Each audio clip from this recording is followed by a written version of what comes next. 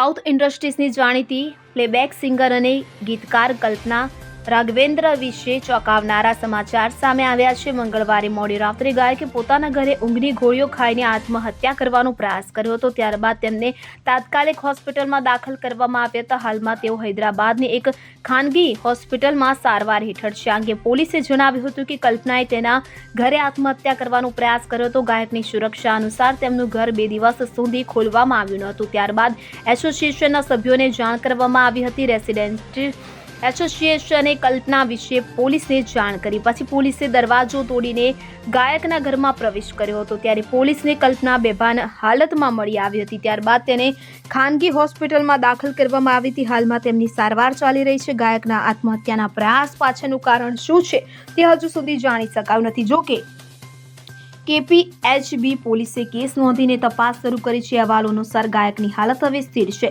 અને તે હાલમાં વેન્ટિલેટર સપોર્ટ પર છે। એવું કહેવામાં આવી રહ્યું છે કે જ્યારે ગાયકે આત્મહત્યા કરવાનો પ્રયાસ કર્યો ત્યારે તેનો પતિ ઘરે ન હતો, તે ચેન્નાઈમાં હતો।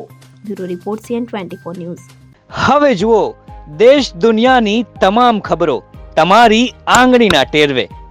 ઉઠાવો મોબાઈલ અને Google Play Store પરથી ડાઉનલોડ કરો અમારી CN24 ન્યૂઝ મોબાઈલ એપ।